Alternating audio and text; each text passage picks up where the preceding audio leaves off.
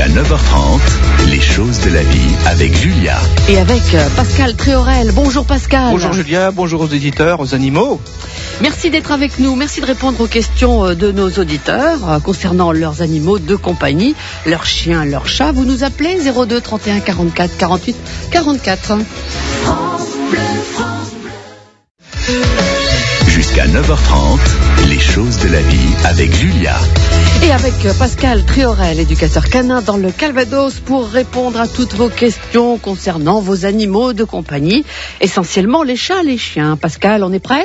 Oui. On va au standard de France Bleu où nous attend Jacqueline. Bonjour Jacqueline. Bonjour Julia, bonjour monsieur. Vous êtes à Honfleur, on vous écoute Jacqueline. Voilà. Qu'est-ce qui vous arrive ? Alors j'ai un petit caniche de 18 mois qui est gentil comme tout. Il a été propre normalement à 3 mois et demi. Et là, depuis une quinzaine de jours, il fait pipi la nuit dans la maison. Sans raison, puisqu'on le sort le même nombre de fois, etc. Et il fait pipi autour de la table. Ah. Et je voulais savoir s'il n'y avait pas un produit naturel, enfin quelque chose pour l'empêcher de faire pipi. Pascal Tréorel. Bonjour Jacqueline. Bonjour monsieur. Mais il y a plein de choses derrière votre question. Jacqueline, c'est un mâle, hein ? Oui. Hein ? Alors, quand il fait pipi, il le fait où ? Autour de la table. Oui, sur les pieds ? Voilà, il essaie sur les pieds, à côté des pieds, mais à côté des pieds des chaises, oui. Mais c'est des petits pipis, c'est pas des gros pipis. Oui, des petits pipis. Eh ben, je crois que votre chien devient un mâle, c'est-à-dire qu'il a besoin de marquer son territoire. Julia qui me sourit en disant c'est encore des histoires de mecs. Mais on a besoin, nous les garçons, de montrer notre appartenance. Et puis, on a besoin aussi de faire voir à tout le monde qu'on est le chef, qu'on fait pipi sur le bout des... Pour moi, hein, évidemment, Julia, pas moi, les chiens, bien, on Pascal. est d'accord. Hein. Et donc là, il fait pipi, c'est tout à fait normal, sur les pieds Jacqueline. de table, c'est normal. Ça fait partie de l'éducation canine, c'est un non ferme. La prochaine fois qu'il le fait, vous le prenez, vous le mettez dehors, en punition pendant un quart d'heure. Et il va vous le refaire, parce que pour l'éducation, c'est pas en une fois qu'on peut résoudre le problème, c'est à la force de lui dire non et de le mettre dehors, il va voir que vous êtes mécontente. Oui. Surtout ne lui mettez pas le nez dedans, j'entends ça souvent, on le voit écrit, c'est surtout pas, c'est pas la peine, c'est tout à fait normal ce qu'il fait. Mais Pascal, on n'en veut pas. Le chien, il pige quand vous lui dites non, tu fais pas pipi. Ah ouais, il comprend là. Ah ouais, si on se met en colère, quand même, souvent le chien. Alors se mettre en colère, c'est pas crier, Julia. Ouais. On perd pas ses nerfs. Hein. Vous les femmes, c'est vrai que vous criez. Nous les hommes, on aurait tendance à vouloir frapper. Ne pas frapper, ne pas crier, lui dire un non ferme et le mettre directement dehors. Mais faut tomber dessus. Surtout, Jacqueline, ne nettoyez pas avec de l'eau de javel, sans quoi ça va encore l'attirer un petit peu plus. Alors, il y a des mâles qui lèvent les pattes partout. À l'extérieur, ça ne nous gêne pas, mais à l'intérieur, ça nous gêne. Des fois, on est obligé d'arriver à la castration. Alors ça, c'est d'abord l'éducation canine. On dit non à un non ferme, et le chien va s'habituer à les faire dehors s'il veut. Si toutefois il n'y a pas assez de résultats, Jacqueline, on pensera aller voir le vétérinaire, peut-être pour une castration. Mais ça ne règle pas tous les problèmes, mais ça diminue. D'accord. Mais parce que j'avais entendu dire qu'on pouvait mettre soit un peu de citronnelle ou un peu de poivre pour... Non, là c'est sûr que non, Jacqueline. Non. Même le poivre ou la citronnelle, enfin moi je veux bien que vous mettiez du poivre sur vos pieds de meubles partout, vous imaginez ce que ça va donner. Il faut que je vous trouve un fournisseur de poivre. Non, Jacqueline, non, là c'est sûr que non, c'est certainement son âge, il est en plein dedans, il a besoin de dire je suis là, je suis le plus fort et je marque mon territoire. Oui. On tente ça, Jacqueline ? D'accord. Non et dehors pour le chien, bien sûr. Hein ? Ok ? Je vous remercie, bonne journée. Bon courage, Jacqueline. Merci. À Honfleur. Au revoir. Fanny également est avec nous. Bonjour Fanny. Oui, bonjour. On vous écoute. Oui, je vous téléphone parce que j'avais une chatte de 4 ans qui s'est fait écraser la semaine de la neige.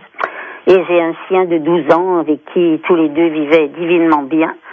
Et depuis qu'elle est partie, il pleure, il est collé. Là, je suis au téléphone, il est collé à moi, me suit partout, va d'une pièce à une autre. Je suis émue, excusez-moi. Demande 10 fois à sortir dans le jardin. Et quand je le laisse seul, maintenant il me défait les coussins, les dessus de lit, fait tomber des choses dans la maison. Alors je suis pas bien, alors je venais vous demander conseil, s'il vous plaît, docteur. Alors Pascal, Tout simplement éducateur canin. Hein. Alors, dites voir, oui. effectivement, c'est un réel problème qu'on ne parlait pas autrefois. Le sentiment que les animaux entre eux peuvent avoir. Ils sont comme un couple, hein, mais on le voit avec les oiseaux, on le voit avec des tas de choses, et puis on le voit avec les humains nous-mêmes, puisque quand les animaux nous quittent, on est tout chagrinés. C'est terrible. Bon, alors Fanny, il faut trouver une solution. Alors souvent je l'indique, Julia, c'est le diffuseur de phéromones qui va calmer un peu les anxiétés. Hein. Et donc là, ça va diminuer un petit peu ce phénomène de morosité, d'anxiété, tout ça, ça va diminuer ça. C'est la meilleure des choses à faire, Fanny. Et puis occupez-vous beaucoup là du chat ou du chien, selon les personnes qui nous entendent. Hein, mais il faut vous occuper de l'animal, mais pas non plus à fond, quoi. On va le sortir un petit peu plus, ou alors que si c'est un chat, on va jouer à la balle avec lui un petit peu plus. On va le distraire. Donc là, votre animal, il faut le distraire. Et avec le diffuseur de phéromones. Et sinon, Pascal, alors, est-ce que dans ce cas de figure, un chien qui perd donc un ami, en l'occurrence un chat, là, ça peut causer des problèmes, des perturbations chez l'animal? Oui, on le voit bien. Le chien qui va, par exemple, hurler à la mort, le chien qui va pas avoir d'appétit, qui a pas envie de sortir, qui scotche complètement le maître, ou bien alors qui reste dans son coin, ça signifie, ou qui regarde le sol. Alors ça signifie que le chien arrive dans une dépression. Et puis après, et en même temps que cette dépression, il y a des pathologies, comme par exemple le chien qui va se lécher la patte longuement, le chien qui va tourner autour de sa queue, l'attraper et la sucer. Alors toutes ces choses-là, c'est désagréable. Il faut les aider. Et les aider, c'est justement s'en occuper. Et avec le diffuseur de phéromones, on diminue cet effet-là. Voilà, diffuseur de phéromones et puis un peu plus d'occupation avec votre chien. Voilà pour vous, Fanny. On retourne au standard de France Bleu dans un tout petit instant. France Bleu, France Bleu. Les choses de la vie avec Julia.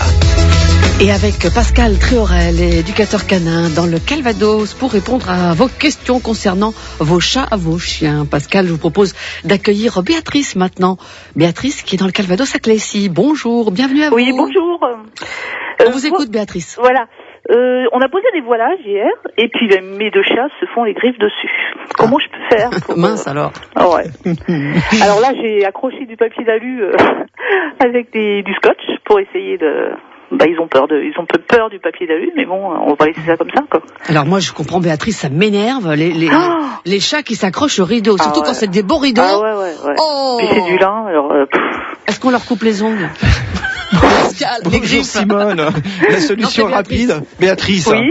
Béatrice, effectivement, il y a problème parce que les rideaux, ça coûte, hein, et puis on achète des choses sympas. Alors, le chat, pour lui, c'est tellement marrant d'aller mettre des griffes dans quelque chose de doux, et puis en plus c'est du lin. Enfin bon, bref, il faut arriver à cette solution. Il existe des répulsifs. D'accord. Des répulsifs qui normalement ne tâchent pas, donc il faut le tester, mais des répulsifs des fois en gel et des répulsifs en spray, pchit, comme pour nettoyer les carreaux. Donc utilisez plutôt celui-là sur vos rideaux. Et puis, vous allez faire quelque chose, c'est que souvent je le dis pour le chien, Julia, mais là pour le chat ça fonctionne aussi. C'est-à-dire qu'au haut du rideau, vous allez mettre une boîte de conserve en équilibre. Il n'y a plus rien dedans, et c'est souvent la petite canette que j'indique de soda, vous voyez, avec quelques petits cailloux dedans. Quand le chat va venir sur le rideau, ça va lui tomber sur la tête. C'est pas mal, ça, Alors, il faut pas que ça fasse 5 mètres de haut, on est d'accord, je sais pas quel type de maison vous avez pas un château. Non. Hein, parce qu'il y a des pièces des fois très très hautes, donc vous le mettez en équilibre de façon à ce que ça tombe. Alors ça va être difficile à faire, mais quand le chat l'aura pris 2 ou 3 fois sur la tête, ça va peut-être le calmer. D'accord. Et puis la deuxième chose, c'est évidemment le répulsif tout autour du rideau. Alors sur les rideaux alors. Comment? Sur les rideaux? Oui, sur les rideaux, vous pouvez le mettre sur le rideau, tout à fait. Hein. Et testez-le quand même avant le produit, voir si ça fonctionne bien. Alors il y a différents types de produits, Julia, c'est toujours délicat, c'est que il y a des produits bio et des produits pas bio. Alors, moi, je préfère utiliser le bio. Hein. Donc, utiliser et aller dans un magasin qui vous vendrait des répulsifs bio. D'accord. Voilà. Bon, d'accord. On teste ça, Béatrice. Vous nous tiendrez au courant parce que moi, je suis de tout cœur avec vous. Hein. Là, ça m'énerverait. Allez, bon courage. Au revoir, merci. Au revoir. Les choses de la vie. 02 31 44 48 44. Bon, à votre tour maintenant, Simone. Bienvenue à vous. Vous nous appelez de Sourdeval. Oui, bonjour Julia. Je me permets de vous appeler. J'ai un petit souci avec mon petit chien qui a 7 mois. Depuis un petit temps, il craint des vêtements. Avant, il ne touche absolument rien. Il a pourtant des os à marcher, des jouets. Et on s'est absenté 8 jours. On était partis en vacances. Et depuis ce temps-là, on a l'impression qu'il a un manque de quelque chose. Je sais plus quoi faire parce qu'il mordit, quelqu'un vient chez nous, il prend les vêtements, il les déchire, à la limite, il a déchiré déjà beaucoup de vêtements, je ne sais plus quoi faire, je suis un peu ennuyée. Ben, moi, je serais comme elle, un peu, hein. Oui. Pascal. Mais oui. C'est vrai que c'est pas évident non plus, cette histoire, mais, donc il a 7 mois, on se répète un petit peu, vous êtes parti en vacances, Voilà. vous revenez, et puis là, il y a des désordres. Il y a combien de temps que vous êtes revenu? Oh, il y a un mois maintenant. Est-ce qu'il a des cordes à nœuds pour pouvoir les détruire? Complètement, il a la corde à nœuds, il a un os à mâcher, et là, il va même dans une pièce, il prend un gilet qu'il n'a pas besoin de prendre, il a tout ce qu'il faut, mais même les gens viennent chez lui, ils arrachent une écharpe, je suis ennuyée parce qu'il a tendance à faire des bêtises depuis ce temps-là. Oui, alors c'est vrai qu'il peut y avoir des troubles de comportement bien spécifiques. On appelle ça enfin là c'est atypique, hein, c'est-à-dire que c'est exceptionnel, c'est très rare, ça n'arrive pas souvent. Personnellement, je n'ai encore jamais entendu. C'est bien, c'est une bonne question. On pourrait trouver quand même une solution avec des vêtements, des vieux vêtements à vous que vous allez pouvoir lui laisser éventuellement, lui dire oui sur celui-ci et non sur les autres. Alors il faut faire une petite séance d'éducation canine. Vous allez pouvoir laisser un vêtement âgé, fripé et autres par terre et un autre vêtement propre. Et à un moment donné, il va vouloir toucher le propre. Et là, vous allez lui dire non. Il va voir que l'autre, il peut le faire. Et à chaque fois, vous allez dans la pièce avec des vêtements différents, mais vous gardez le même vêtement usagé pour que le chien se dise celui-là, j'ai le droit de le faire et les autres, j'ai pas le droit de le faire. Vous allez pouvoir essayer une forme d'éducation de ce style-là parce que le punir ne sera pas forcément une solution. Votre chien a besoin de se rassurer et c'est vrai que il déchire. Laissez-lui vos vieux vêtements à déchirer et puis surtout éduquez-le sur le neuf en lui disant ça tu ne touches pas. Oui, On tente ça, Essayez ça, Simone. Simone. Oui, on va faire comme ça parce qu'en plus quand je le prends sur moi, évidemment, le soir, j'ai l'impression faut qu'il ait toujours quelque chose dans sa gueule. Même que je lui dis non, c'est interdit, mais malgré ça, faut qu'il ait toujours une prise de gilet dans. On a l'impression qu'il y a besoin d'un contact quelque part. Par contre, vous me citez souvent, Simone, c'est du lainage. Oui, tout à fait, uniquement que du lainage. C'est pas du cuir, c'est non, du lainage. Du tout, que du lainage. Ah ouais.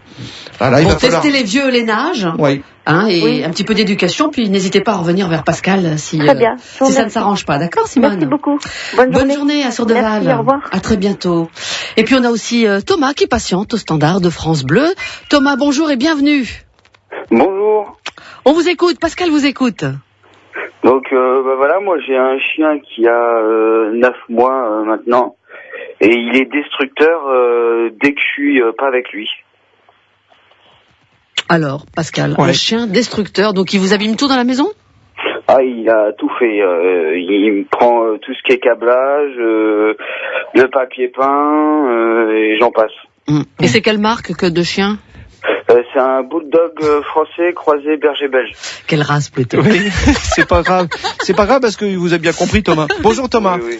Bonjour. Bon, Thomas, c'est vrai qu'un chien peut détruire à 9 mois. Pour eux, c'est quelque chose de normal. Il faut détruire, il faut saccager. Il lui faut donc des jouets qui puissent le faire. Avez-vous des cordes à nœuds? Oui, j'ai des cordes à nœuds, j'ai découpé un pneu aussi de scooter pour qu'il se fasse les dents dessus. Oui, attention, parce qu'il y a du métal dans les pneus, hein. Non, pas dans ceux-là, j'ai vérifié avant. D'accord. Et il lui faut des jouets, vous avez raison, des jouets qu'on peut détruire et des jouets qu'on ne peut pas détruire. Souvent, je cite la marque Kong, mais bon, peu importe. J'en ai acheté un aussi. Alors, n'oubliez pas de mettre quelque chose dans le Kong, hein. Oui, je le fais aussi, mais il a pas tendance à jouer vraiment avec quand il y a le gâteau dedans. Voilà, vous allez tout simplement, vous savez, les petits bouillons de cuisson sans citer de marque, mais vous savez qu'on mélange avec de l'eau et puis qui fait une sauce. Donc voilà. Eh bien, vous allez faire une petite goutte bien précise, vous allez mettre dans le milieu du Kong sur les jouets, sur les friandises, et ça va l'attirer. Cette odeur de viande va l'attirer, il va vouloir attraper ces friandises-là, et comme vous l'avez remarqué, il a du mal à les avoir, et donc c'est un chien destructeur. Si on ne lui donne pas l'occasion de détruire, il va détruire autre chose. Alors il va détruire des vêtements, des choses comme ça, mais dans le Kong, vous avez mis des petites friandises, c'est bien, mettez-y une goutte de jus de viande, ou si vous avez l'occasion de cuire un poulet ou un rôti, on y met 2 ou 3 gouttes dedans, ça va l'énerver, il va vouloir avoir ses friandises. Je savais pas que vous étiez cuisinier aussi, Pascal. et là, c'est l'émission plus tard. Par contre, il va s'énerver dessus, il est noir le Kong? Rouge. Il est rouge, d'accord. Donc, mais il l'a pas détruit de toute façon encore. Non, non. Ouais. Alors voilà, hein, on y met des choses dedans, on cache des choses dedans que le chien aime bien y aller. Et puis sur la tapisserie, s'il mord la tapisserie, c'est souvent parce qu'il s'énerve, il va arracher la tapisserie et il va lécher le plâtre. Est-ce que c'est le cas? Non, là, il a retiré toute la fibre en fait. D'accord. Voilà. Avec la peinture et tout, il a tout arraché. Ouais, là, c'est du jeu. Parce qu'il y a des chiens, Julia, qui ne jouent pas, mais qui ont besoin, et ils mangent le plâtre, carrément, hein. C'est-à-dire qu'ils font même un trou dans le placo. Et là, c'est pas du bouillon, ça. C'est pas du bouillon, il n'y a pas besoin de mettre du bouillon dessus. Donc là, le jouet, c'est important. Surtout, sortez-le minimum 2 heures par jour. Et le dernier conseil encore, des phéromones, les diffuseurs de phéromones, ça va calmer votre chiot, parce que là, c'est encore qu'un chiot de 9 mois, donc il faut le calmer. 1, phéromone. 2, on met des petits sauces dans le Kong. Et 3, jus de viande. Ouais, du jus de viande, des choses comme ça, hein, sympa. Hein. Et puis, on le sort beaucoup, on le sort au moins 2 heures par jour. Oui, faut que ça court, hein, ces machins-là. Faut que ça court, faut que ça y aille, hein. Voilà pour vous, Thomas, un petit peu d'occupation avec votre chien de 9 mois. On s'arrête là pour aujourd'hui, Pascal. Le temps passe vite avec vous, mais vous reviendrez prochainement, je crois la semaine prochaine. Eh oui, c'est prévu comme ça, c'est prévu. Demain.